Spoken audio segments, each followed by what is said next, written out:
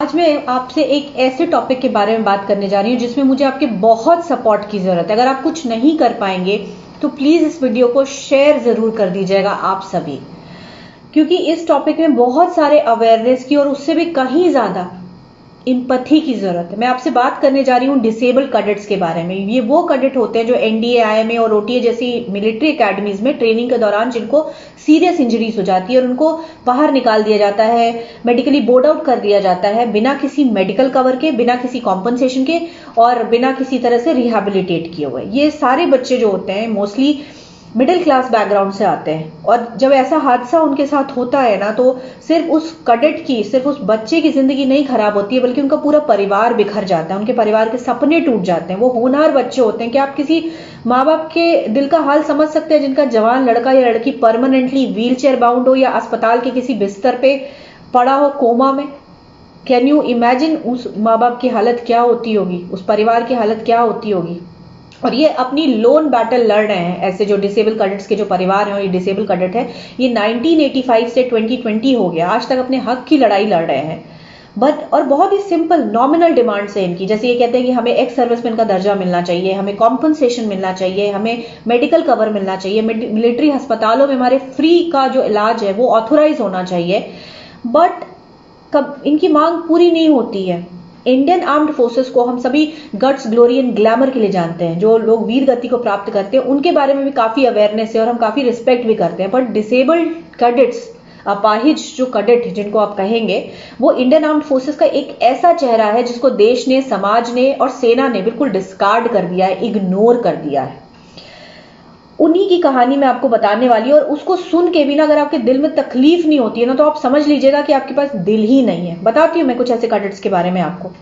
Chetan Chaudhary, son of a soldier, he joined OTA in 2015, academically brilliant child. Chetan Chaudhary बचपन से through out 90% और उनका एक ही सपना था कि वो अपने फादर से भी अच्छे सोल्जर बने। उन्होंने इंडियन आर्मी में भी टीएस एंट्री के थ्रू दाखिला लिया। अब टीएस एंट्री इंडियन आर्मी की one of the toughest entries में से एक होती है। उसका जो कट ऑफ ही होता है वो पीसीएम में, फिजिक्स केमिस्ट्री मैथ्स में 80 to 90% होता है और हजारों बच्चों में से सिर्फ 90 बच्चे चूज किए जाते हैं टीएस एंट्री के लिए इंडियन आर्मी में। मतलब कि ये वो बच्चे होते हैं जो अगर सिविल में इंजीनियरिंग ऑप्ट करें, पीसीएम के ये बच्चे, तो इनको आईआईटीज खड़गपुर और कानपुर जैसे आईआईटीज में बहुत इजीली एडमिशन मिल जाएगा और अपनी मनपसंद के सब्जेक्ट में पढ़ेंगे और कुछ सालों में करोड़ों डॉलर कमाएंगे। पर क्योंकि ये बच्चे, इनको देश सेवा का जुनून था, इसलिए ये इंडियन आर्मी ऑप्ट करते हैं। चेतन चौधरी भी इनमें से एक थे और एक बॉक्सिंग टूर्नामेंट के दौरान इनका ब्रेन डिसलोकेट हो गया, क्वाड्रिप्लेजिक हो गए, इनके चारों लिम्स ने काम करना बंद कर दिया। 2020 हो गया, आज 5 साल हो गए और आज की डेट में उनकी जो सबसे बड़ी उपलब्धि है वो ये है, अगर वो अपनी उंगलियां थोड़ी सी हिला लें और थोड़ा सा चल पाए तो। Kartik Sharma, topper of a Sainik school and he was selected for NDA in his first attempt in 2015। बहुत ही रिगरस फिजिकल ट्रेनिंग के दौरान एक स्पाइन इंजरी हो गई इनको। इन्होंने he lost control over bowels and bladder में कोई कंट्रोल नहीं रह गया, zero power hands and limbs में। He was on ventilator for a long time. इनके फादर पता नहीं कि कहां भटके, किस अस्पताल में, कैसे कैसे उन्होंने 2-2 साल तक सब अपनी जॉब छोड़ के इनके साथ रहे हैं। वो परमानेंटली व्हील चेयर बाउंड है और आज की डेट में he requires 3 people to look after him. Anunya Chaturvedi, NCC cadet, she joined OTA in 2009. 2010 she got injured. Long hospitalization, 3 surgeries of a neck. जो फिजिकल एंड मेंटल ट्रॉमा इस लड़की ने झेला और इसके परिवार ने, उसको शब्दों में नहीं बयान कर सकते हैं। But I still say that she is one of the lucky few, actually one of the rare जो लकीज हैं, क्योंकि शी हैज एन एम्प्लॉयमेंट, वो काम कर सकती हैं आज की डेट में। शी टीचेज इन नवोदय विद्यालय जोधपुर।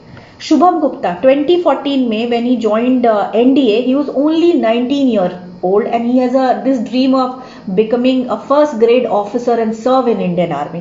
2 साल के बाद he had a spine injury. Swimming pool में एक ट्रेनिंग के दौरान उनका जो सर है वो फ्लोर से टकराया और उसकी स्पाइन को जर्क लग गया, क्वाड्रिप्लेजिक हो गए, परमानेंटली व्हीलचेयर बाउंड हो गए। इनकी भी एक बहुत ही अनफॉर्चुनेट, बहुत ही सैड स्टोरी है। इनका जो मंथली खर्चा है 40,000 रुपीज है, जो कि वो खुद, उनकी फैमिली उठाती है शुभम गुप्ता की। और ये सिर्फ 4 नाम नहीं है, ऐसे 1985 का डेटा उठाएंगे ना, 1985 से 2020 तक का, तो ऐसे 400 डिसेबल्ड कैडेट्स आपको मिलेंगे, ऐसे 400 फैमिलीज मिलेंगी जो टूट चुकी हैं, जिनको सिस्टम सपोर्ट नहीं करता, देश नहीं सपोर्ट करता। भारत में एक कानून है जो कहता है कि जो भी गवर्नमेंट एम्प्लॉय है या जो सरकार के लिए काम करते हैं, जो सरकारी कर्मचारी हैं, अगर वो मेडिकली अनफिट कर दिए जाते हैं ट्रेनिंग या सर्विस के दौरान, तो भी उनको सारे बेनिफिट्स मिलेंगे, उनको सैलरी मिलेगी, उनको पेंशन मिलेंगे, लाइफ लॉन्ग बेनिफिट मिलेंगे, और उनके स्टैचर के हिसाब से, चाहे वो एक प्यून हो या आईएएस ऑफिसर हो, उनको रिहैबिलिटेट कराया जाएगा। पर ये रूल जो है ना, वो इंडियन आर्म्ड फोर्सेस के ऑफिसर कैडेट्स पे अप्लाई नहीं होता है। रिक्रूट्स पे भी होता है, जवानों पे भी होता है, बट ऑफिसर कैडेट्स पे नहीं होता। और क्यों नहीं होता है, इसका कोई रीजन नहीं है। इनफैक्ट इन बच्चों को जब थ्रो आउट किया जाता है, इनके किसी तरह का रिहैबिलिटेशन का कोई प्रोग्राम भी नहीं है गवर्नमेंट के पास। क्योंकि आप देखो कि ठीक है, एक फौज में एक्टिव ड्यूटी पे बहुत ही रिगरस प्रोसेस से इन बच्चों को लिया जाता है ना, और आप बस उनको थ्रो आउट कर देते हो। आप एक्टिव ड्यूटी में नहीं रख के अगर दूसरी कई ऐसी जॉब्स होती हैं जिनमें इनको आराम से इनको रिहैबिलिटेट कर सकते हैं, और ये बहुत अच्छा परफॉर्म करेंगे, क्योंकि ये ब्रिलियंट बच्चे हैं जिनको रिगरस प्रोसेस के साथ चुना गया है। जैसे कि एजुकेशन कोर है, कंप्यूटर्स के काम है, या कितने सारे तो सिविलियंस रिक्रूट करती है इंडियन आर्मी। आप वहां पे इन कैडेट्स को रख सकते हो, बट नहीं करते हैं।